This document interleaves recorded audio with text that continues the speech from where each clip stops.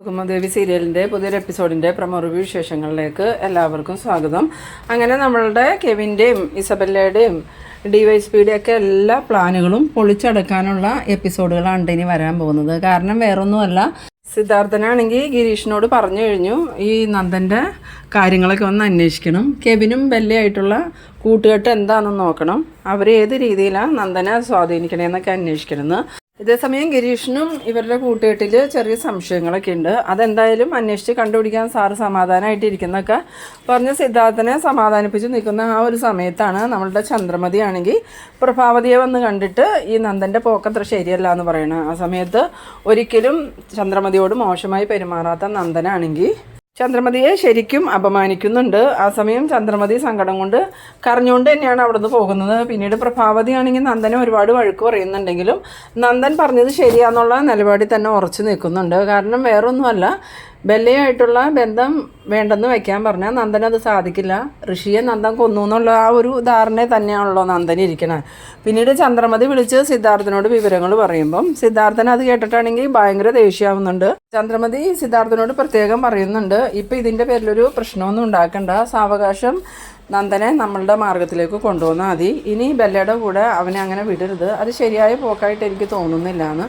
അങ്ങനെ ദേഷ്യത്തോടുകൂടി വീട്ടിലോട്ട് വരുന്ന സിദ്ധാർത്ഥനാണെങ്കിൽ നന്ദനോട് ചോദിക്കുന്നുണ്ട്, ഇന്ന് നീ ചന്ദ്രമതി വന്നപ്പം എന്താ പറഞ്ഞതെന്ന് ചോദിക്കുമ്പം അത് ആൻറ്റി എൻ്റെ പോക്ക് ശരിയല്ല എന്നൊക്കെ പറഞ്ഞ് ഒരുപാട് പറഞ്ഞു. അപ്പം ഞാൻ പറഞ്ഞു, അങ്ങനെയാണെങ്കിൽ ആൻറ്റി നേരായ മാർഗം കാണിച്ചു കൊടുക്കേണ്ടത് ആദ്യം തന്നെ ആൻറ്റിയുടെ മോൾക്കായിരുന്നു, പിന്നെ ഭർത്താവിനും. അതൊന്നും ആൻറ്റി ചെയ്യാണ്ട് ഇപ്പോൾ ആൻറ്റി എന്തിനാ എൻ്റെ കാര്യം അന്വേഷിക്കണേ, എൻ്റെ കാര്യം അന്വേഷിക്കാൻ വരണ്ടാന്ന് പറഞ്ഞു. അത് ആൻറ്റിക്ക് ഇഷ്ടമായില്ല എന്ന്. ആ സമയത്ത് സിദ്ധാർത്ഥൻ പറയുന്നുണ്ട്, നീ എന്തിനാ അങ്ങനെ പറഞ്ഞത്, ചന്ദ്രമതിക്ക് നിൻ്റെ കാര്യം അന്വേഷിക്കാനുള്ള ഉത്തരവാദിത്വമുണ്ട്, അതിനുള്ള അവകാശമുണ്ട്. കാരണം ചെറുതിലേ മുതൽ നിന്നെയും രജനീനെയും ചന്ദ്രമതി സ്വന്തം മക്കളായിട്ട് തന്നെയാണ് കണ്ടതും സ്നേഹിച്ചതും. അതുകൊണ്ട് തന്നെ നിന്നെ ചോദ്യം ചെയ്യാനുള്ള അവകാശവും അവർക്കുണ്ട്. അതല്ലാച്ചാ ഞാനും ഇസബെല്ലയും തമ്മിൽ അരുതാത്ത ബന്ധം ഉണ്ടെന്നുള്ള രീതിയിലേക്കാണ് ആൻറ്റി പറഞ്ഞത്. അത് കേട്ടിട്ട് എനിക്ക് ദേഷ്യം വന്നതെന്ന് പറയുമ്പം സിദ്ധാർത്ഥൻ പറയുന്നുണ്ട്, ചന്ദ്രമതി അങ്ങനെ പറഞ്ഞിട്ടുണ്ടെങ്കിൽ ആ ബന്ധം അരുതാത്ത ബന്ധം തന്നെയായിരിക്കും, ഇല്ലെങ്കിൽ ഒരിക്കലും ചന്ദ്രമതി അങ്ങനെ പറയില്ല എന്ന് പറഞ്ഞതും ഈ നന്ദനും പ്രഭാവതിയാണെങ്കിൽ ആകെ ഷോക്കാവുന്നുണ്ട്. എന്നിട്ട് സിദ്ധാർത്ഥൻ ചോദിക്കുന്നുണ്ട്, അല്ലെങ്കിലും ഇത്രയും നാളും ഇല്ലാതിരുന്ന ഒരു കൂട്ടുകാരൻ നിനക്ക് എവിടുന്നാണ് വന്നേ, ഇതുപോലെ ഇസബെല്ലയും കെവിനൊന്നും ഇതിനു മുമ്പ് ഇവിടെ വന്നിട്ടില്ലല്ലോ. അതുമാത്രമല്ല, ദേവിക MLA ആയതിനു ശേഷം ഇവർ വന്നു തുടങ്ങിയത്. ഇത്രയും ദിവസവും പ്ലാന്റിന് അനുമതി കൊടുക്കില്ല എന്ന് ഉറപ്പിച്ച് പറഞ്ഞിരുന്ന ദേവിക എന്നോട് പോലും ചോദിക്കാതെ ആ അനുമതി കൊടുത്തതിൻ്റെ പിന്നിലും ഇനി ഇവരാണോ എന്ന് എനിക്കൊരു സംശയം ഉണ്ടെന്നും. അത് കേട്ടതും പ്രഭാവതിക്കൊക്കെ ആണെങ്കിൽ ആകെ പേടിയാവുന്നുണ്ട്. കാരണം ഋഷിയെ കൊന്നു എന്നും പറഞ്ഞ് ആ ഒരു ഭീഷണിയിലാണല്ലോ ഈ നന്ദനയും കൊണ്ട് ഈ കെവിനും ഇസബെല്ലയും കൂടെ ചേർന്ന് ഈ പ്ലാന്റിന് അനുമതി വാങ്ങിയെടുത്തത്. എന്തായാലും ഇനി ഇത് ഞാൻ അധിക നാളൊന്നും വെച്ച് പുറപ്പിക്കില്ല, എത്രയും വേഗം അവരുമായിട്ടുള്ള കൂട്ടുകെട്ടൊക്കെ അവസാനിപ്പിച്ച് നീയും ദേവികയായിട്ട് സന്തോഷമായിട്ട് ജീവിക്കണ കാണണേ എനിക്കെന്ന് പറയുമ്പം നന്ദൻ പറയുന്നുണ്ട്, അതിന് ഞാനും ദേവിയായിട്ട് ഒരു പ്രശ്നമില്ല അച്ഛാന്ന്. ആ സമയം സിദ്ധാർത്ഥൻ പറയുന്നുണ്ട്, ഒരു പ്രശ്നമില്ലാഞ്ഞിട്ടാണോ ശാരികയുടെ കാര്യം നീ ദേവികയെന്ന് മറച്ചു വെച്ചത്, നിങ്ങൾ നല്ലോണം അറിഞ്ഞെങ്കിൽ എല്ലാ കാര്യങ്ങളും നീ ദേവികയോട് പറയാറുണ്ടല്ലോ, ഇത് മാത്രം എന്തിനാണ് മറച്ചു വെച്ചതെന്ന് ചോദിക്കുമ്പോൾ അത് ദേവിക്ക് കേൾക്കുമ്പോൾ സങ്കടമാവുമല്ലോ എന്ന് കരുതിയാണ് ഞാൻ പറയാതിരുന്നത്.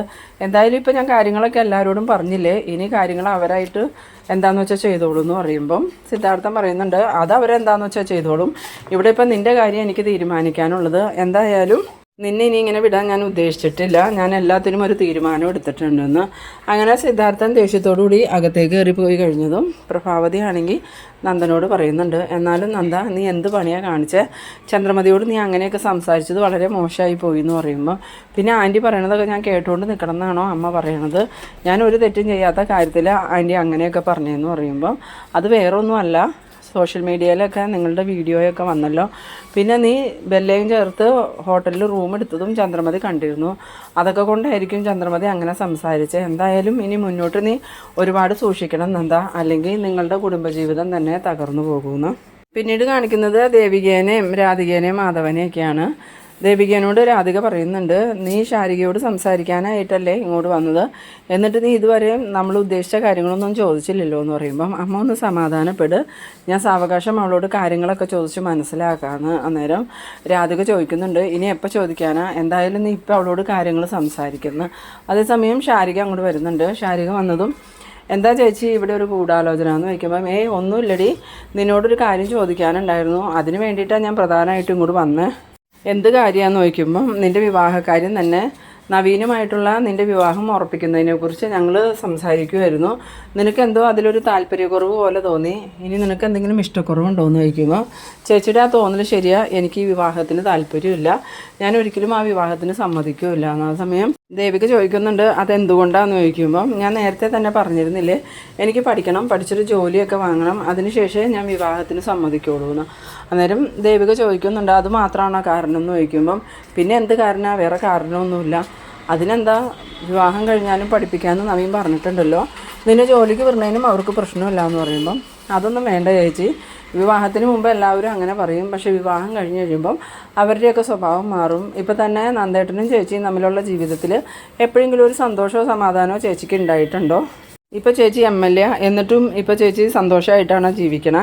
നന്ദേട്ടൻ്റെ ഓരോ പ്രവൃത്തികൾ കാരണം ചേച്ചി സങ്കടപ്പെട്ടല്ലേ നടക്കണേന്ന് ചോദിക്കുമ്പം അതൊന്നും നീ അന്വേഷിക്കേണ്ട ശാരിക, എന്തായാലും നിൻ്റെ കാര്യമല്ലേ ഇപ്പോൾ ഞങ്ങൾ സംസാരിച്ചുകൊണ്ടിരിക്കണേ, എത്രയും പെട്ടെന്ന് നവീനും നീയായിട്ടുള്ള വിവാഹം നടക്കണമെന്ന്. ആ സമയം വിവാഹം ഒരിക്കലും നടക്കാൻ പോണില്ല, നവീന് അത്ര നിർബന്ധമാണെങ്കിൽ വേറെ ഏതെങ്കിലും പെൺകുട്ടികളെ വിവാഹം കഴിക്കട്ടെ, എന്നെ തന്നെ വിവാഹം കഴിക്കണമെന്ന് ഇത്ര നിർബന്ധം എന്താന്ന് അത് ചോദിച്ചതും രാധിക പറയുന്നുണ്ട് നീ എന്തൊക്കെയാണ് ശാരിക ഈ പറയണേ, ഇത്രയും നാൾ നീ അങ്ങനെയല്ലോ പറഞ്ഞിരുന്നത്, പഠിത്തം കഴിയട്ടെ എന്നല്ലേ, പിന്നെ പറഞ്ഞു പരീക്ഷ കഴിയട്ടെ എന്ന്, ഇപ്പം നീ ഓരോ ദിവസം മാറ്റി പറഞ്ഞാൽ ഞങ്ങൾ അവരോട് എന്ത് പറയുമെന്ന്.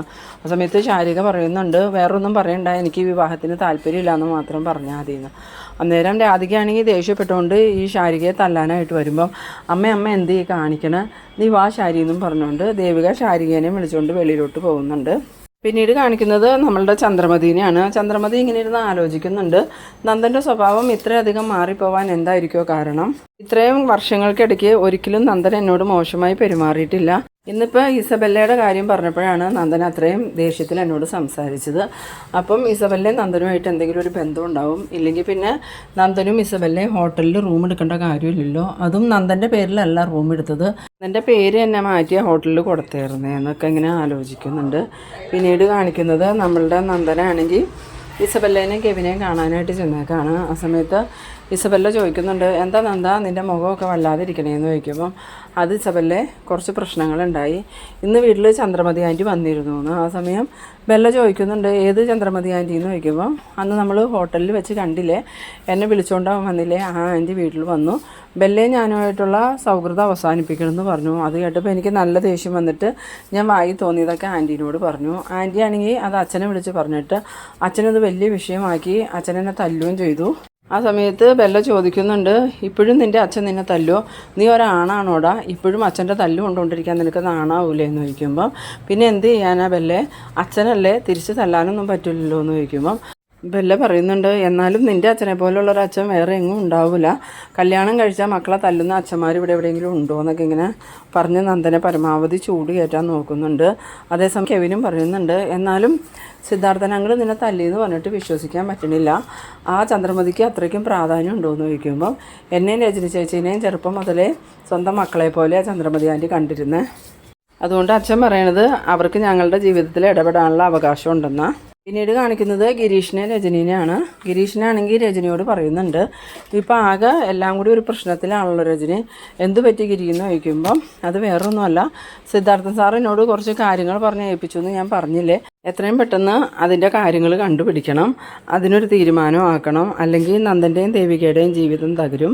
ആ സമയത്ത് രജനി ചോദിക്കുന്നുണ്ട് അല്ലെങ്കിലും ഈ കെവിനും ഇസബെല്ലയും ഈ അടുത്ത കാലത്തല്ലേ നന്ദനെ തേടി വന്നത്, അതും ദേവിക MLA ആയതിനു ശേഷം മാത്രം, ഇനി ആ പ്ലാന്റിന് ദേവിക അനുമതി കൊടുത്തത് പോലും ഇവരുടെയൊക്കെ നിർബന്ധത്തിനാണോ എന്ന് സംശയമുണ്ടെന്ന്. ആ സമയം ഗിരി പറയുന്നുണ്ട് എനിക്കും ആ ഒരു സംശയമുണ്ട് രജനി, കാരണം ദേവിക ഒരിക്കലും ആ പ്ലാന്റിന് അനുമതി കൊടുക്കില്ല എന്ന് എന്നോട് ഉറപ്പിച്ച് പറഞ്ഞതാണ്, സിദ്ധാർത്ഥൻ സാറിൻ്റെയും തീരുമാനം അത് തന്നെയായിരുന്നു. പിന്നീട് ദേവിക സിദ്ധാർത്ഥ സാറിനോടോ എന്നോടോ ഒരു അഭിപ്രായം പോലും ചോദിക്കാതെ ആ പ്ലാന്റിന് അനുമതി കൊടുത്തത്, അതിന് തക്ക എന്ത് കാര്യം അവർക്കുള്ളിലുള്ളതെന്ന് ചോദിക്കുമ്പം അതൊന്നും അറിയില്ല, അതെന്തായാലും കണ്ടുപിടിച്ചേ പറ്റൂ, ഇല്ലെങ്കിൽ നന്ദൻ്റെ ജീവിതം തകരുമെന്ന്. ആ സമയത്ത് രജനി പറയുന്നുണ്ട് ഇനി അവർ നന്ദനെ എന്തെങ്കിലും പറഞ്ഞ് ബ്ലാക്ക് മെയിൽ ചെയ്യുന്നതായിരിക്കുമോ ഗിരി എന്ന് ചോദിക്കുമ്പം അതിലും എനിക്ക് സംശയമുണ്ട്, അല്ലെങ്കിൽ ദേവിക ഒരിക്കലും സിദ്ധാർത്ഥ സാറിനോട് ചോദിക്കാതെ ഇങ്ങനൊരു തീരുമാനം എടുക്കില്ല എന്ന്.